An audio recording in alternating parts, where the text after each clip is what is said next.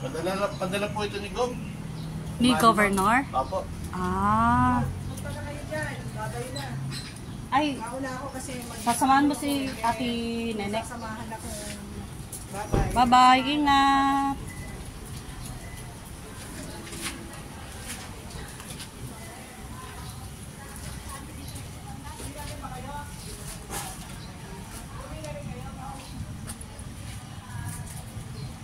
Huling sulyap kay Ate Bebe, Feli Bartolome.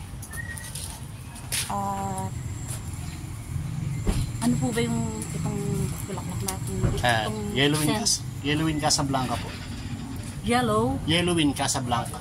Yellowin Casablanca. Hindi po ba yan yellowfin tuna? Hindi. Hindi. Masarap yun. Yes. Kinakain yun. Sa pagkain ako mahusay sa bulaklak.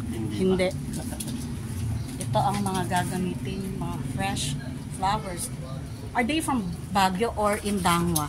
China po, tsaka galing po ng China, tsaka yung white po na yan, galing po ng Baguio. Ragos Moms. Yung yung white is from Baguio and the yellow fintuna, the yellow charva is from China. Is it in mainland, in Beijing or in Beijing? Malamig doon, tutubo ang mga magagandang bulaklak. At nandito tayo ngayon sa Casey Hall, Knights of Columbus Hall. At pinapanood natin ng dalawang talented na flower arranger. They are freelance. And this flower is from Governor Oy Umali. Eh, yung po bang dahon na yan yung ito, ayan. Ayan po, ano po yan, yung... Water plant? Apo. Water plant. Yan po ba yung Makate? Ayun po yun. Naku, nung bata ako, hinihiwa-hiwa ko yan eh. Pagkatapos mangangati yung kamay ko. Magsisise ko kung bakit ako naglaro ng water plant. Masakit po sa balat yan, pag-allergy ito. Corrected by. And poisonous? Poisonous siya. Poisonous siya. May naka sa allergies.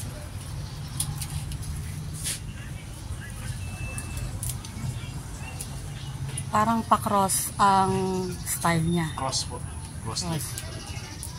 Cross type. Nung nasa Manila ako, pupunta ako ng Dangwa. Ang mumura ng kanilang Bulaklak. flower arrangement po, nagpapa-arrange ako ron. Tapos, yung mga bouquet, Apo. kung bibilin sa mall, libo-libo. Tsaka kung o-orderin sa sa Online. online sa flowershop.com, parang ganon. Sobrang mahal, pero sa Dangwa, Sa Dangwa, yung 1.5, sulit na. napakamura. Nung panahon, mga 2019 pa yun eh. Apo mo. Or 2000, 19 nga. Bago pa mag-pandemic. Bago mag-pandemic. 2 beses akong nagpagawa ron.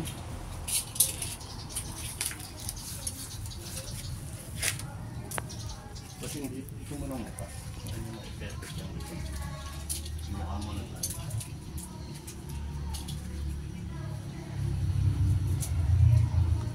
Mas magandang dito na mismo sa area, sa location ginagawa kaysa ibiyahe. Apo, kasi nasisira po sa biyan. Magkakalaglag po yun pagka natin. Pagka umuga-uga, Lulod po yung... yung pagkakakapit niya. Kayo rin nang gumawa dun sa coffin? Ay, hindi po. Iba? Apo. Baka yung kurinarya na po yun.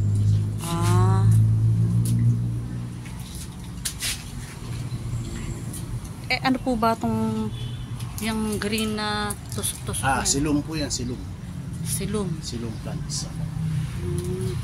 Talagang kailangan aralin nyo rin yung mga klase ng bulaklak para pag may mga client na gustong magtanong, gustong humingi ng suggestion, maibibigay nyo.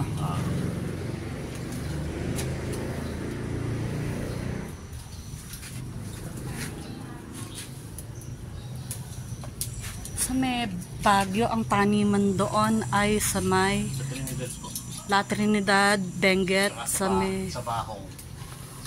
Bakong. Pero yung nakalimutan pangalan ng mataas na lugar sa La Trinidad yung hindi namin napuntahan. Puno ng bulaklak ng Baka sa ano yun, sa Atok. sa Atok, Benguet. Ayun, sa Atok nga. Hindi kami natuloy. Maganda rin puro, marami rin yung Maraming nagpupuntahan nga. At ginagawang tourist destination na rin. Sa may Atok, Benguet. Sa Sagada. Sagada. Nako, hindi ko na kayang puntahan yun. Tsaka mahirap daw lakarin yun. Mga Medyo ano po siya. Mga bundukin na talaga. bulubundukin. Tsaka from city proper ng Baguio, yung Atok, magta-travel ka pa ng, I believe, 1. 3 hours po yata ang pagkakaalam ko. Ang sabi naman nung pagka meron kang pagka meron kang sariling service, mas mabilis kasi may mga buses na available tsaka mga PUV like van, mga maliliit na van na bumabiyahe.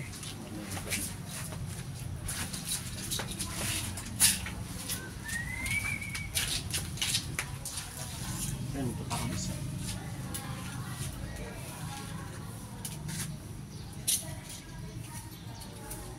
Ang gusto ko ay pink rose. Ay, pero hindi sa yung nagagandahan ako sa bulaklak na pangregalo. pangregalo, pink rose. Red rose is fine. And meron pang blue. Hindi po siya natural color. Artificial lang ba yung blue? Yes. Hmm, Bali, dahil lang po siya, dinaday lang. dinaday lang pala. Napekyo ako. Kala ko tunay. Yung merong imported galing ng Holland, dinaday din siya. Hmm. Mas maganda yung pinapasipsip siya kaysa yung ini-spray. Pinapa-absorb, sinisip-sip ng ng Kasi yung hanggang loob meron. Hindi kaya ng ini-spray na yung mukha lang ang meron. Pag bumuka, puti pa rin yung lalabas. ang stargazer, alam niyo ba ang Pink, marami pong kulay yun. Ito, kagaya po nito, stargazer po yan. Pero yellow. yellow stargazer. And ang isa pang nagagandahan kong bulaklak ay ang tulip from Medyo Holland. Medyo pricey. medyo expensive pero mahina din ang buhay dito sa atin sa Hindi nakakatagal. hindi po. Good for 2 days lang po siya. Dahil Huhulaan ko ang bulaklak nito, anthurium na white. po. Ay, galing. Tumama. Tumama ako.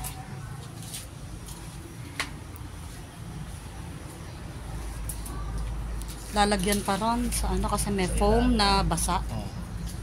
Pinaka-base po yung itatago ng dahon.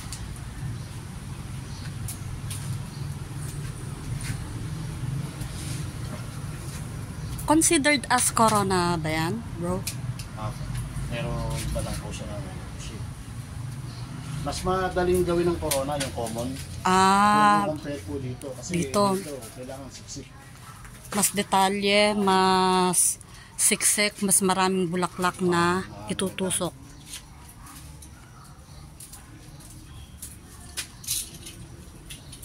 Mas mahaba po yung buhay nito kasi ito direct natin sa floral po. Mm. Mahaba, maalisin yung photo niya. Mas madali siyang ng tubig. Madaling maka-absorb ng tubig at para fresh pa rin.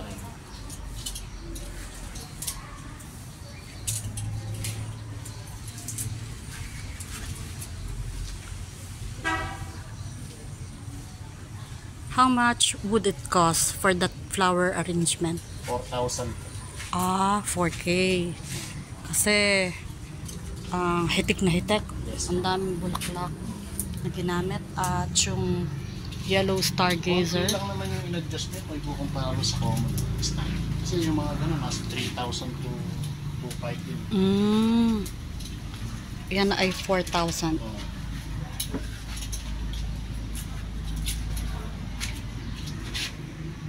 Galing ako sa Zumba kasi hindi ako makapasok sa loob. Pawis na pawis ako. Magkapulbul pa kayo. Baka mapulmo niya, kakanta pa naman ako sa reunion namin sa Sunday. Doktora umuwi na. Dito rin po kayo, Kapitan Pepe. Sa unang kanto lang po, tapat lang po kami ng klinika ni Yahweh. At Si Dr. Ferrer. okay, Dr. June Ferrer. Yung anak na po niya ngayon ang doktor. Ay, open na po ulit sila. Pa. Open na po ulit sila. Open po. Sa ngayon po yung asawa ni Doc Toffee ang yung manugang po ni Doc June ang nagki-clinic dahil si Doc Toffee ay nagre-residente sa ano po siya, pediatrician ang gusto niyang aralin. Kaya tira mo itong isa, tira mo itong mahaba. Gagawin ko yan. Ito pa ang white anthurium.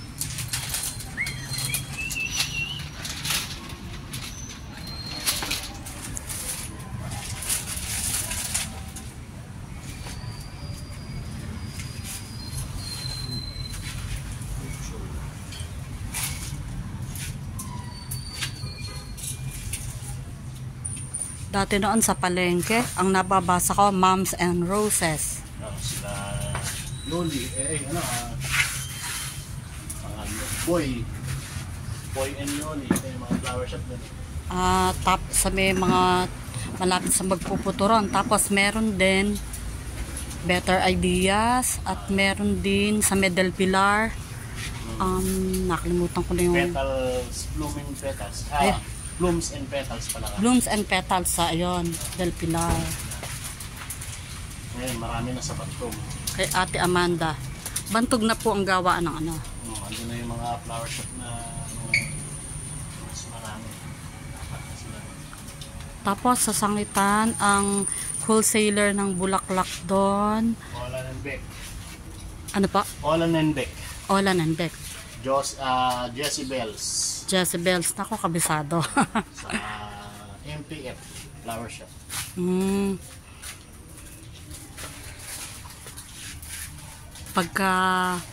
Pagka Mother's Day, mabili ang bulaklak. Pagka mag-uundas, and then mga pick. Masyado. Mga ano lang,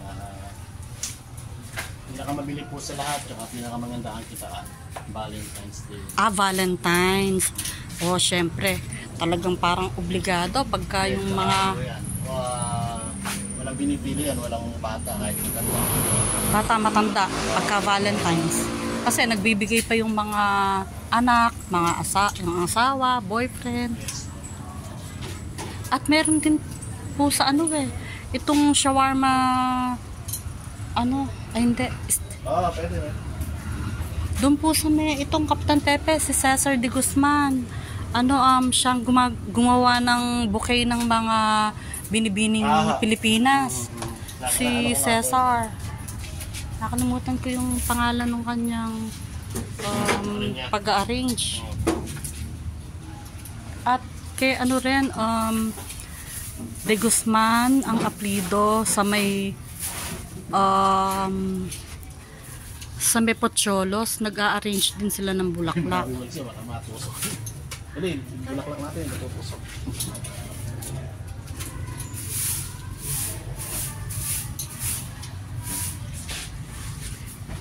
Ililibot ko lang po ang camera at babalik ako. Sige lang, sige lang.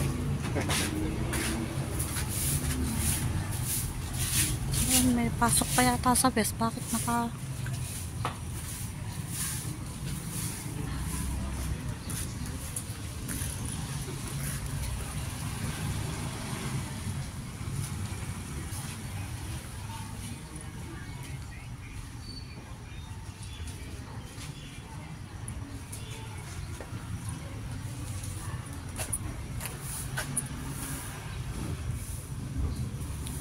Ate Bebe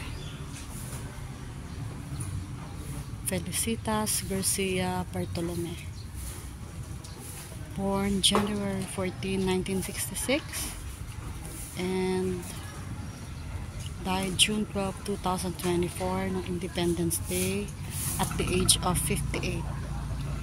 Internment ay bakante pa, wala pa. And And this is service from RBN.